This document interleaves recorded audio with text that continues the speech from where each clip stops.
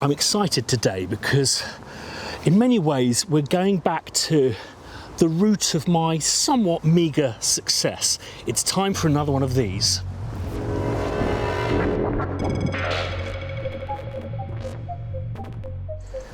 So my failure as a pianist started with one of these.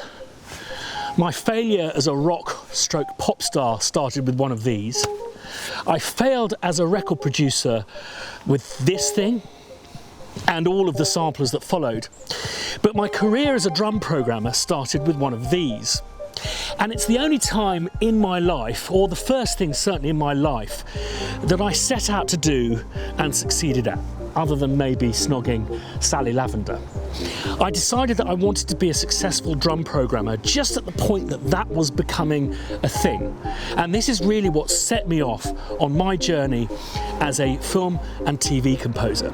So true to the spirit of this modular odyssey, and for those of you who've made the comments about me being somewhat unimaginative about my choice in modules, this is what I went for as my drum module. Time to clear the decks.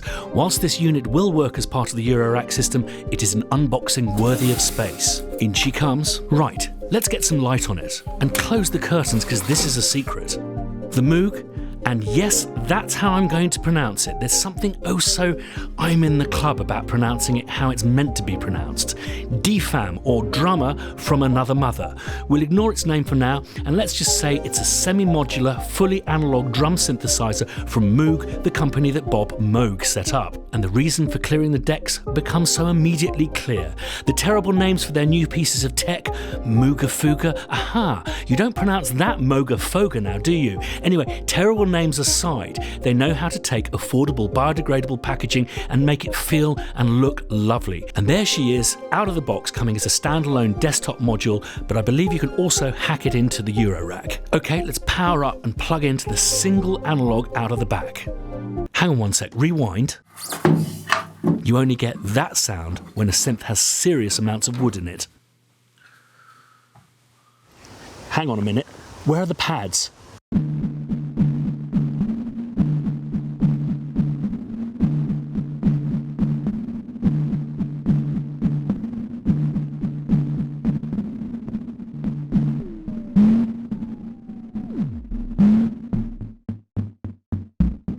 Hi Christian, this week let's both look at percussion then. So you've got the DFAM, I've got my analog rhythm, but before I jump onto my drum machine I wanted to jump into VCV Rack and show you how you can use some of the fundamental modules to synthesize drum sounds, because that's what's really going on inside a lot of drum machines, a lot of analog drum machines, and if we know what's going on at a sort of module level, it gives us a better understanding of what we're doing, and we can probably make better music with the sort of typical controls you get on your drum synth. So let's first hop into the box and have a look at VCV Rack. I've got a patch that I will share with you as well. It should be in the description below. And then once we've done that, let's jump over to the drum machine and see how we can implement it there. Okay, so this is the VCV patch that I've made for demonstrating some of the different concepts. It looks quite complicated, but really there's nothing new here that we haven't already talked about. And I'll be providing this VCV Rack patch that you can download and load up yourself. The only things you'll need are the Audible Instruments plugins. Everything else is part of the core and fundamental modules. Although this is quite a lot of modules going on here, we can basically ignore the sequencer over here. I'm just using this so that I can get a steady pulse. On the top row here, we have our tone generator, and on the bottom, we have our noise generator. And the sort of simplest synth drums that you'll get, there'll be a tone to sort of represent the resonant note that the drum makes, and then a sort of noise that's meant to be the transient or the sort of stick on the skin sound of the drum, or the hand on the skin, you know. Playing around with those two different sounds and the envelopes of them and the sort of balance between them will give you all sorts of different percussion sounds, which you of course can sample or synthesize and mess with in real time. So let's take a look at the top sound, the tone. I'm going to be doing a sort of a kick drum here, but I'll show you how you can use these to make other sort of drum sounds, and then of course you can experiment yourself. So the tone generator is number 1 on the mixer here, so I'm going to bring that up.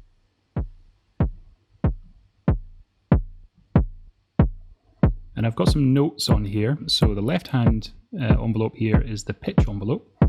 Essentially we have a descending pitch, which is what you normally get on a drum.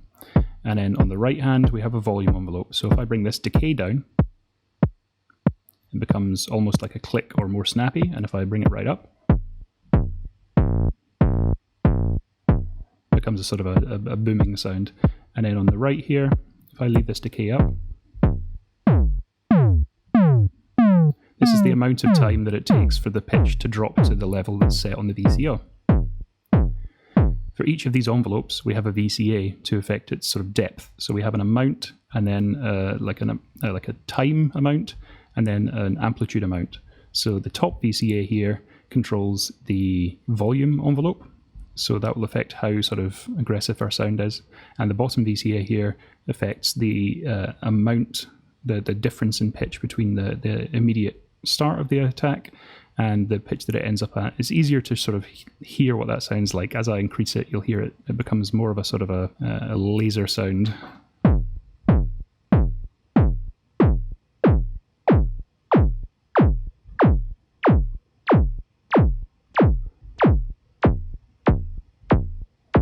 So having a really short decay on this ADSR and a really high level here will give us quite a peculiar sort of squeaky transient to the note here.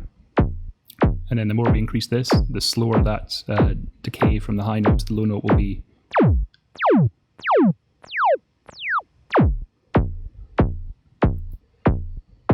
So the VCA, we're just using a sine tone here and messing with the pitch and the volume of it.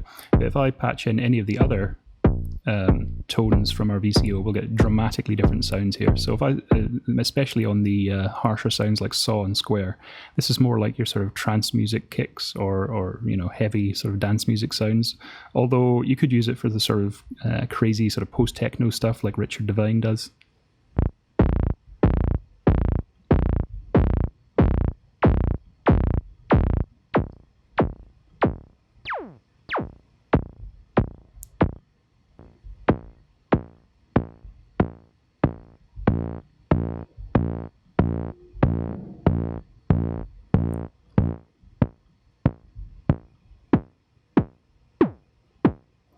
So you can hear how slowing down that decay in the pitch can actually give you a more aggressive attack on a shorter sound.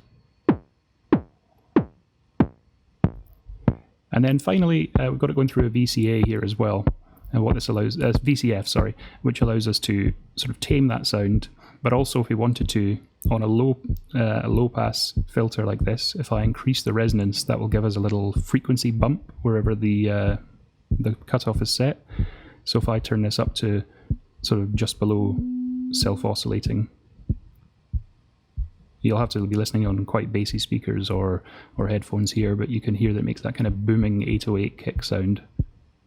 Or again, we can add an extra bit of a sort of transient on the top end with this technique. But it's also just handy for sort of taming the sound. So that is our tone generator. And down the bottom we have a noise generator. I've actually got both outputs from our VCF here, the low pass and the high pass, just so we can mess around with both and balance the two. This is essentially just doing the same sort of thing but without any of the pitch information. So if I bring this up, changing our frequency here will really dramatically change what sort of drum we might think we're hearing here. So, you know, if you have like a really high, that's like a nice tight snare.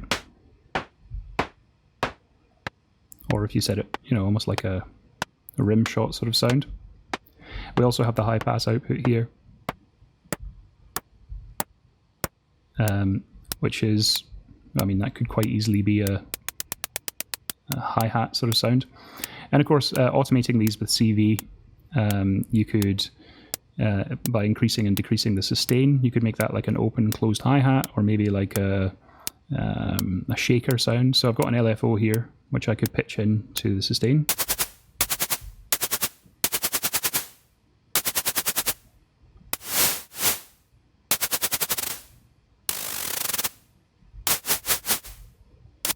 So you can hear how that can become, you know, really interesting as well. And of course, balancing these three different outputs, you can get quite convincing kick drums with sort of a top end transient, a little click, and then that nice booming sound as well.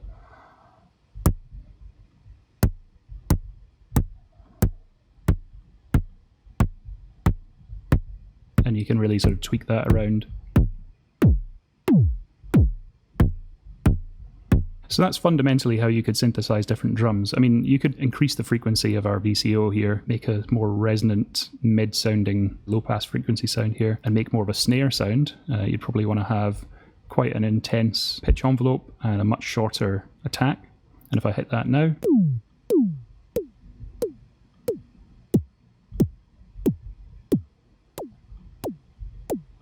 and again, this is where that frequency hump that we can put in could come in handy for making a more sort of punchy tonal snare. We might want to have a little bit more of the noise and a bit less of the tone if you want to have that sort of snare on sound.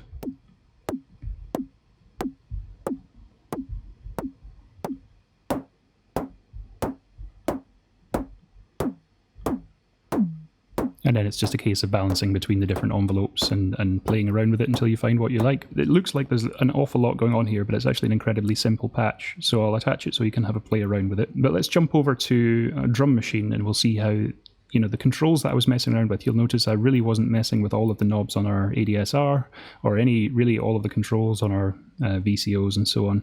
So with a drum machine like the DFAM, or in my case the analog RTYM, the only controls that are exposed to you are the ones that are going to be useful to you. So you're not going to be twiddling knobs and doing nothing to the sound. Typically they'll have like a synthesis model, which will be all of this, but sort of predetermined for making bass drum sounds or snare drum sounds, and you'll have maybe 6 or 8 controls for tweaking around specifically within snare drums or cowbells or hi-hats to get something that works really well for that. So let's jump over to the Elektron analog RTYM now and just compare those and see how they compare.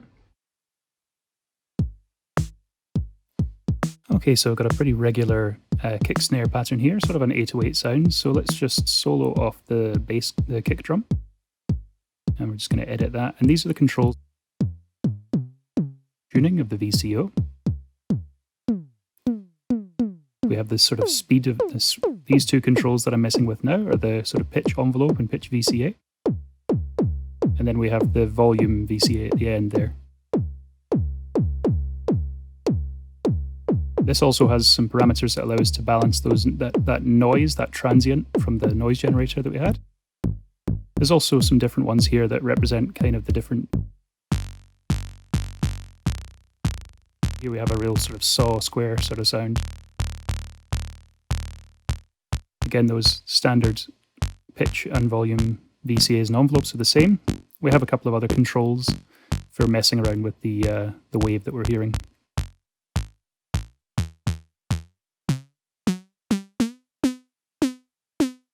Showing you can use your bass drum, your kick drum sounds to make all sorts of peculiar other percussive sounds that aren't kick-like at all. I just went ahead and cleared the pattern there to get rid of that for a second. You can see me sort of thinking about this one. I'll bring the pattern back in and then switch it into one of the other bass drum synth models that's a bit less aggressive sounding. So that's more like our sine and noise combination. So let's bring in the snare. Like I say, the snare is similar. It's just a tone and a noise. In this case, the 808 snare has a lot more noise. But let's mess with, again, the pitch.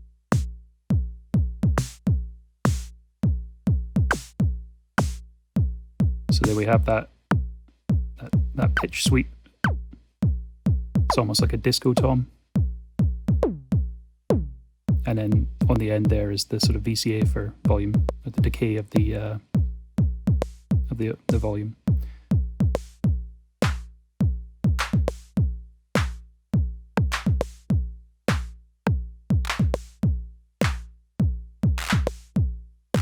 Just like a whole bunch of different noise envelopes, and that sort of crazy rolling sound was when you affect how many of them you hear at a time. So bringing in the hi-hats. Again, when I was demonstrating, we had just filtered noise, but these hi-hats are actually more kind of sonically interesting noise. It's like sort of FM sounds, so you can hear there's lots of different parameters to mess around with there that will give you different metallic sounds, and FM is great for this.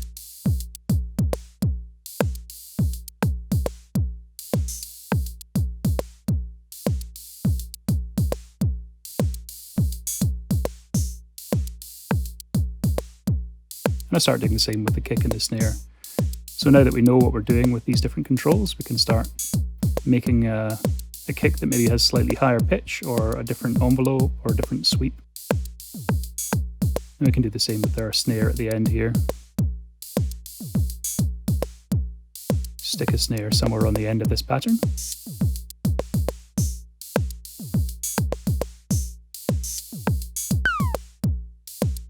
That's a little bit much, I think. So we'll take some of that pitched material out of that maybe and make a slightly shorter noise-based blip. There we are. That sounds good.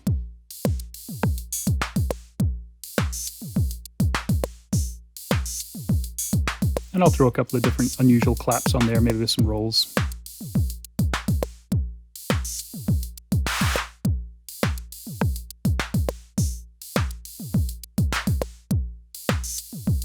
So what I'm going to do next is I'll start messing around. So we've got the basic pattern set up here and start changing the synth models to different VCO voices and show you how changing those sorts of parameters can make a dramatically different sounding beat.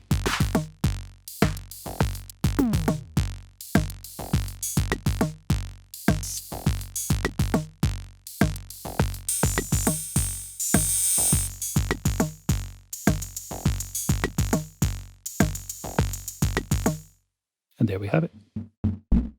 Thanks, Sandy. Even after this excellent tutorial, I'm still a bit stumped, which is fortunate because the guys at Moog have decided to give me, and anyone else who buys the DFAM, a set of idiot cards which guides us through some ways of making some sound with this thing.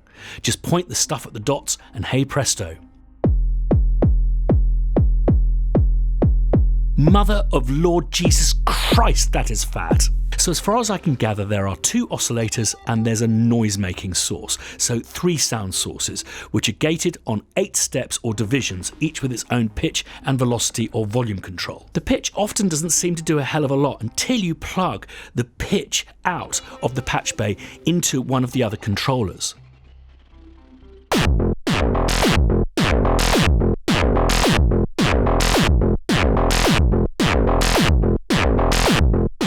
Which then gives you altering degrees of stuff depending on what you've selected with the pitch knobs. I think these basically control the amount of CV out. We also have this noise stuff, which, as Sandy said, gives you the kind of snarey and top end stuff depending on pitch.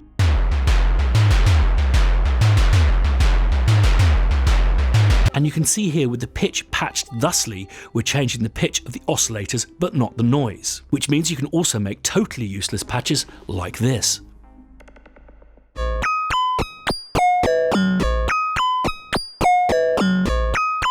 So what I've kind of gathered is you can basically use the oscillators in isolation, in tandem, or use one to modulate the other. You can introduce the noise depending on certain contingencies and all sorts of standard synth-style controller like envelopes and dials and patches, VCAs, LFOs and VCFs.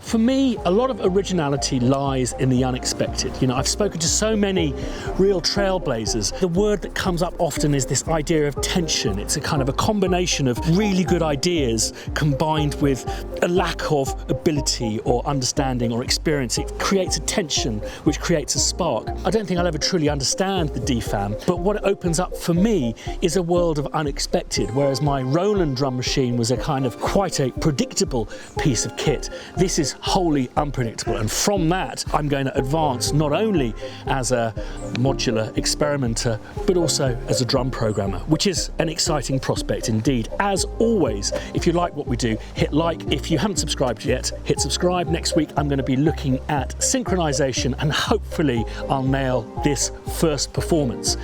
If you have subscribed, hit the little bell if you want to be notified of when we put the next video up.